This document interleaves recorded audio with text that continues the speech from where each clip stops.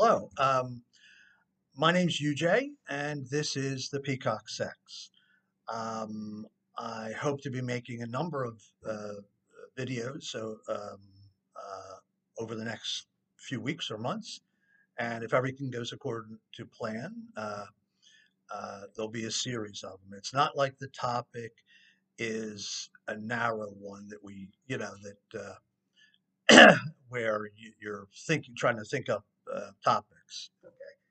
Um, The subject of the peacock sex is men and women, males and females, viewed from the perspectives of evolution, biology, psychology, uh, anthropology, to the extent that I understand those fields, and also from the perspectives of literature and also personal experience.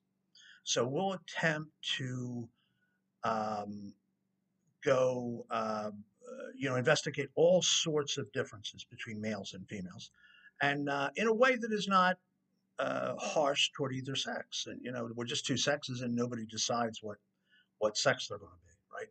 You're just born one or the other, and you sort of have to make do there.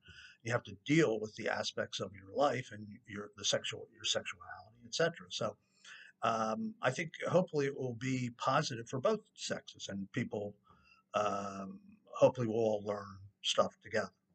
Now, so we'll discuss differences in male and female bodies, the different sexualities, male and female sexuality, different clothing, different footwear, the different use of makeup and jewelry, different um, and jewelry, and also nail polish and things like that. Why do the sexes differ in those things? Um, we'll also talk about, male and female. Well, the wardrobes. The wardrobes are totally different. We'll talk about distribution on the bodies of males and females. We'll we'll investigate even criminality. We have a lot more crimes today being committed by women than in the past, and they're in certain categories of crimes. Males and females sort of differ in the categories of crime we participate in. So we'll look at that. Uh, we'll look at a ton of things that, it's hard to mention all of them, you know, in an initial video. So I hope you'll get along for the ride because I think you'll find it interesting. I hope it'll be somewhat entertaining, um, and also very interesting. I think it certainly has interested me to see all this, and just to see the differences between the sexes played out in my life. You um, and you really have to try not to look to see that. Um, you know, before I get into what the peacock sex means, um, let me mention my first indication in my life that something's going on that we're not seeing, right? Um, a woman came to work at a company I was working at. I'd been there maybe 6 months, and small company, 110 people, 120 people. And at first, she was just a coworker, just a person you interact with. Um, Within a few months, I came to feel that she was the greatest woman on the face of the earth. How does that happen? I don't know, but it happened, and at that point, of course, you want to ask her out, and that was in those days you were able to ask out a coworker, and so I did that, and we went out to have a bite to eat after work, that kind of thing, and so then we dated for a while, and it had its ups and downs, twists and turns, as many relationships of people in their 20s do. But when it was going well, I was over at her house, and I'm talking to her, and I was telling her a few things I liked about her, and I said, you know, when you walk into a room, the room lights up. The room lights up. And she looked at me, got a serious expression on her face, and she said, "Oh, that's what my friend tells me." And she mentioned a female friend who had noticed the same trait. And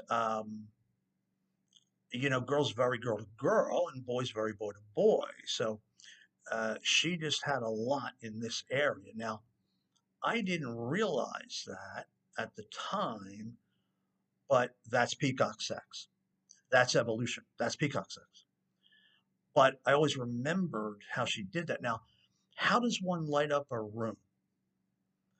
Well, you do it with your physical appearance, your attractiveness, perhaps your clothing, but also your words, your laughter, your mannerisms, your personality. And women have been endowed with a special complement of these things that allows them to light up a room. Men, no. I've never met a man who lit up a room. Have you? I don't think you're going to find too many men that light up a room. Some men are charming. Some men tell a good joke or a story. They don't really light up a room. Females light up a room. You probably have relatives who do this. Um, you just may not realize that, like, because we're so used to our relatives, we don't. It takes a while before you realize, and I did realize that. Oh, I have female relatives that sort of do the same thing. Um, so that was that's how I remember the first inkling I had that this is going on, that this is a part of our species.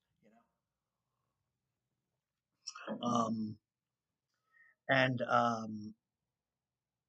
you know, when I was in my 40s, so this was like a decade or two after this experience, something happened, and I don't recall what it was. Some incident involving a woman that I was observing, and it just struck me. Oh, they're a peacock sex. They're a peacock sex.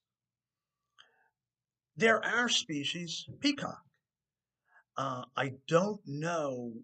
I forget what I saw, but now. But then I asked myself, well, maybe this can't be true because I was aware that the peacock is a male, right? And mostly when you have differences between two sexes that are who are dimorphic, it's called. It is it's the male that is more expressive, vibrant, quote, beautiful, let's say. Um, but in our species, it's flipped, and it's the female. And it just takes time for us to see this. And I think so. Um, so after that, I read. I'm a reader, and I went to various sources and biologists, and there's because I thought maybe something would preclude this from being the case. And guess what? No, evolution can do whatever it wants. And if it wants to make the female a peacock, it can do that. And in fact, there are certain species, and in later videos, maybe I'll mention a few of them, where the female is clearly the more attractive, more vibrantly colored individual, not the male. So, um, so that's sort of a background of how I come to these ideas. And then, I would say peacock sex, the males are a drabber sex, the females are a more vibrant, expressive sex. Now, that only takes you so far. That probably explains half of the differences between men and women that you have seen. So, what we observe, what we hear, what we see, probably half of the differences are explained. I think to really understand the sexual differences, the differences in our sexualities, we have to look at the reproductive organs and sex cell. So peacock sex doesn't tell you how a person will act sexually, as far as I can tell. So, but it's pretty good to explain half the differences with one idea. I think, see, and to unify things in that way. So you see if this makes sense. As now, let for the first video, I'm going to list some of the aspects of females that have evolved to be more expressive, eye catching to males, things that are not in the male. You know, it doesn't go the same both ways. Um, now, first, let me reference Desmond Morris, who wrote the Naked Ape, published in 1967. And I only got around to reading it recently, but for years I knew the name of the book. It's a well known book. Um, and he and I was quite happy to read when I read that book that he noted that our standing upright was critically important, and not just for using our hands better. It was critically important sexually and romantically when we stood upright. That's going to be 7 million or more years ago, 7, 8 million, um, after we had gone down a different path than the chimpanzees. And we came out of the trees, probably gradually at first, and then we stand upright. And um, now, what Mars pointed out is, the hindquarters become less important as a sexual signaling mechanism when we stand upright.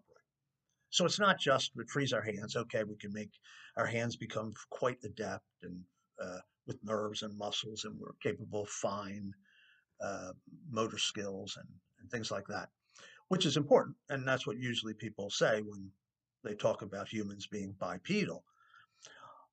But um, what is also interesting is then the hindquarters uh, are decrease in importance as a sexually signaling device, signaling sexual availability, sexual readiness, etc. Now we need front of the body elements that attract the other sex because they're not so much focused on our rear ends. So now the other species, they're tremendously focused on the hindquarters, right? Like a male lion would be checking out females, the female buttocks. Male chimpanzees would be checking that out. Not, hindquarters retain some interest among humans, but we're really looking at front of the body elements that all developed after our ancestors stood upright. So that it's dependent on us standing upright. Um, so we're a face to face species, a face to face, stark naked species. That's how we evolved. That tremendous changes happen in the bodies of both sexes. Um, the genitals move forward in both sexes so they can be viewed from the front. The pubic hair is advertising of a sexually mature person. And again, there's no clothing at this time. We're stark naked, face to face. Females lose a lot of hair on their faces and torsos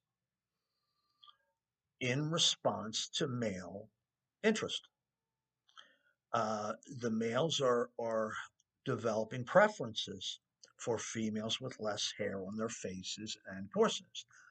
Why? Why would males prefer a beardless female to a female with facial hair?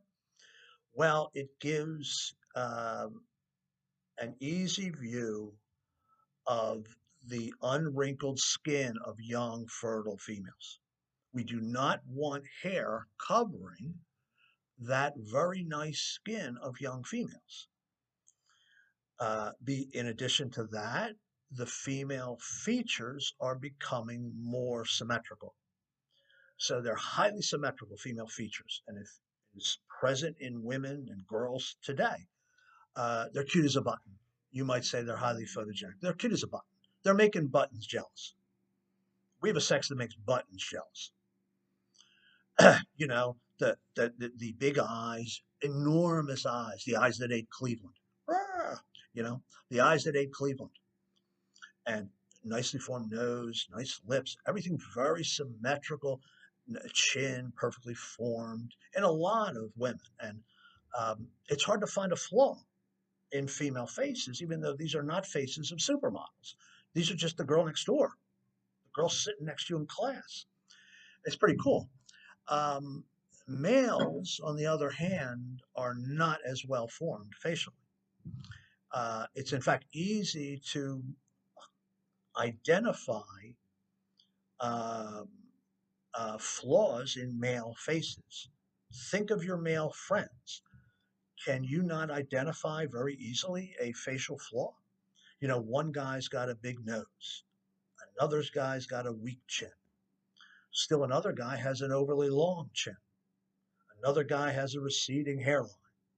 Another guy has long ears, like Barack Obama, or beady eyes, like George W. Bush. Every guy's got problems with his face. It's very rare that a guy has a perfectly formed face. And that is because females have been giving us a break in evolutionary time. They've been overlooking these things in favor of other things they need from males. And we'll talk about that in an upcoming video. But but suffice it to say, so the females evolved because of male preferences. They evolved to have a beardless face, highly symmetrical features, big eyes. You know, many body parts are multi-purpose. Our eyes are multi-purpose. The girl's eyes let her see, and the girl's eyes attract males. And she highlights that with facial makeup also. So we'll get to that maybe in the second video, all the cultural things that support the biology. But now we're sort of sticking with the biology, right, of the face. And now, highly symmetrical, beardless face. Also, capable of a vast array of interesting facial expressions. Megalot smiles. The girls smile differently than the boys. The girls have both sets of pearly whites, mouth wide open, both sets of pearly whites, boiling, you know, and and then the corners of the mouth turn up. Another reason why you don't want facial hair, it would obscure this tremendous smile. That facial hair would obscure the smile. You don't want the smile camouflage. Guys don't want that. They want the beardless face. We want to be able to see clearly a woman's smile, which affects us emotionally, attracts us. And women also have a wider array of facial expressions, I believe, than men do.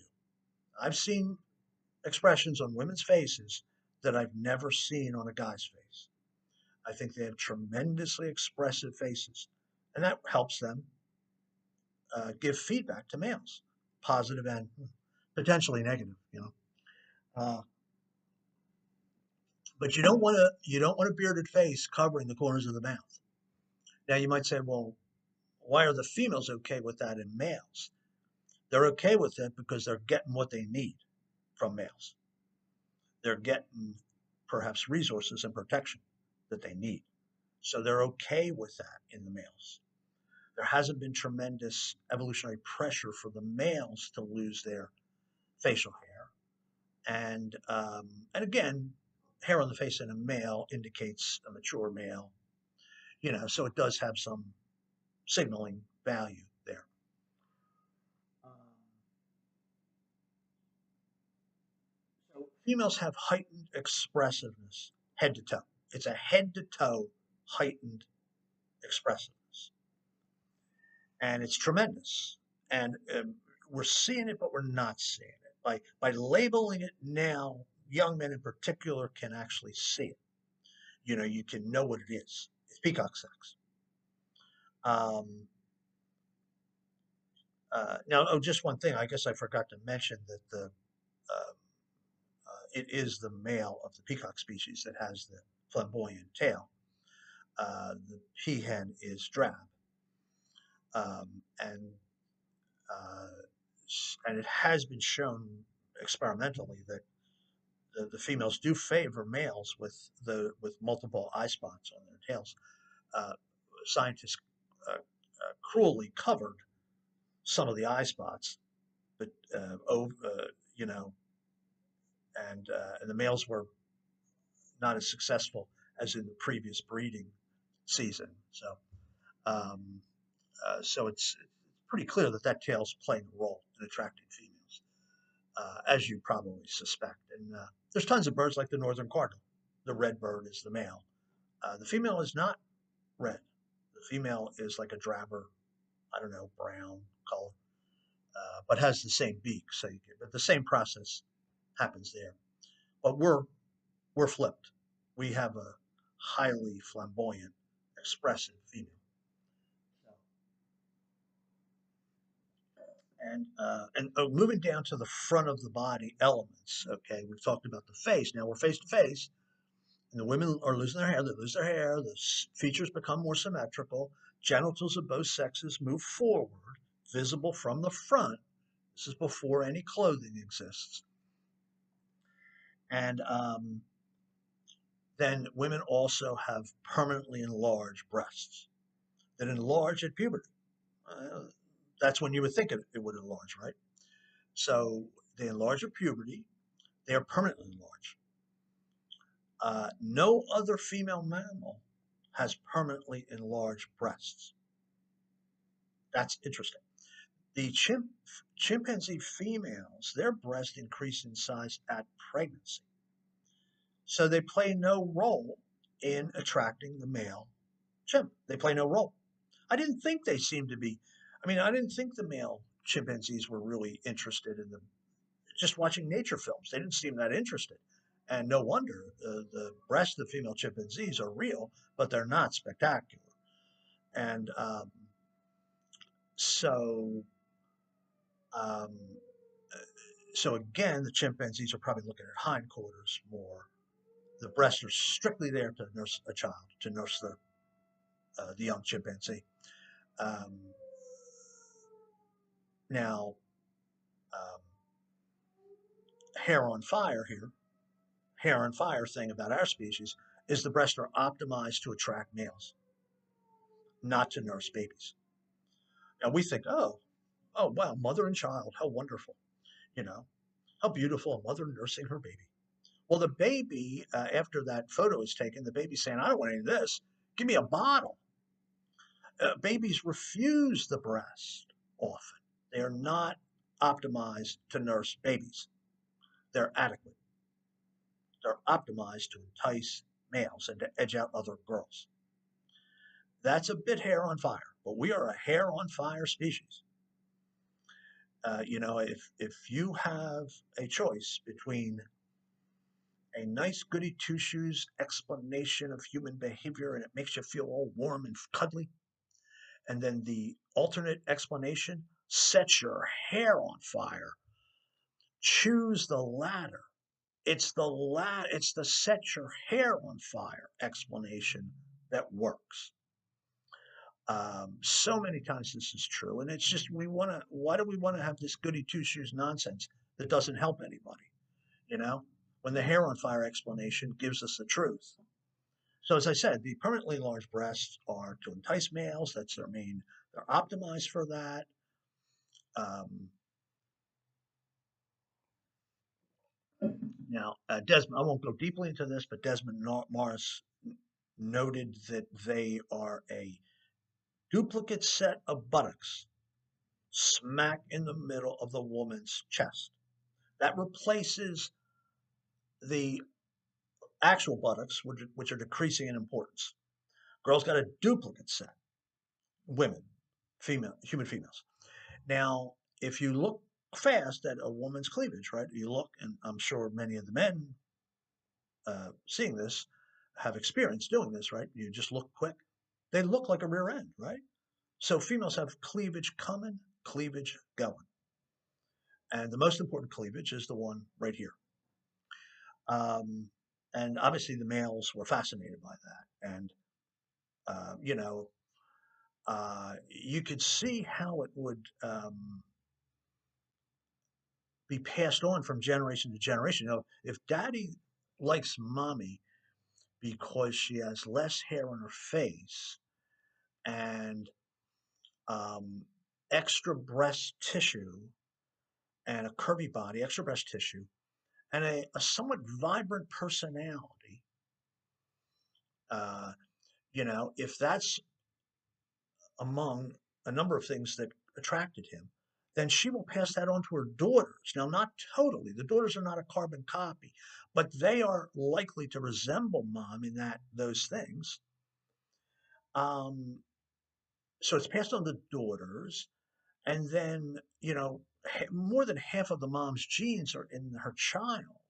Now, it will also pass on to the son because the sons were not gorilla like. The males are not gorilla like. So we lost some of our hair also, but it is not operational to attract a cheerleader. It's not going to do that probably. So, but so you can see how this would be passed on, and that's what happened, I believe. And so that's why we have the vibrant, um, curvaceous female that we have today. And this does not affect work. She could work side by side with us. Men and women are working side by side. Okay, but that doesn't wipe away sexual differences. So, as you know. Now, I mentioned women's megawatt smiles, and which is the both sets of pearly whites. Guys give you like a grin, a tight-lipped grin. They're just it's not that interesting. Male smiles. Female smiles are otherworldly. I mean, they really attract males, and male smiles are muted. Like much of our behavior is a bit muted, a more impassive face with um, some asymmetrical features, um, and our chests are not that interesting, even to women. They might like a guy with a chiseled physique, but it's not going to guarantee you a date with a cheerleader. So um, it's funny how guys will call other guys by the name of an unattractive feature. Like a friend of mine got called nose. That is not because his nose was perfectly formed, right? Nose, I didn't call him that, but try to be nice. I didn't think his nose was that bad, but and but guys are sort of attractively ugly. A lot of guys are sort of that's what they are, sort of. Women are actually attracted because of evolution. Okay. And we will get to the reason why the females in the second or so video. We'll get to the reason why the females are peacock sex. Um, Now, here's another interesting thing that is also biologically based um, is uh, the vocalizations of females. Female expressiveness goes far beyond actual words. It includes, their outfits, their vocalizations, their smiles, as we've said. And girls have these really neat vocalizations, or women, that are very attractive, very vibrant, and you know, um, I was at a wedding about a year ago. My niece got married about a year ago, and uh, during the reception, I was at the edge of the dance floor, and it was getting a little later. People had had some alcohol, and two of the bridesmaids, and I had seen them. I hadn't been introduced, so my sister says to them, um, "Have you met my brother John?" And the two young women who were not related, but they're friends in their mid to late 20s, they look at me and they emit a giggle squeal. I and that's the only way I can describe it. I've never heard it before. I was just stunned. I was like, whoa, that was great. I mean, it was flirtatious. I wouldn't read too much into that. They had had some alcohol by that time, you know. It was a giggle squeal. Now, I'll attempt to imitate the giggle squeal, but I'm a guy, right? So I don't think any guy can really emit a giggle squeal. But it was, um, have you met my brother John? The two young women look at me and they go, "Ah, ah." And I was like, huh? I was stunned. It was tremendous. It was tremendous. And that's the kind of stuff that if you observe women, you see them doing. And that's peacock sex. That's peacock sex. So the tendency to do that is biologically based, I believe, because you never see guys doing it except when they poorly imitate a woman, as I just did. Like, it's too much. The two sexes are too much. The world is too interesting. It's too interesting. So now, obviously, women's words can also be quite expressive, but they can also refuse to talk to you. Also, so how you know how would you like it?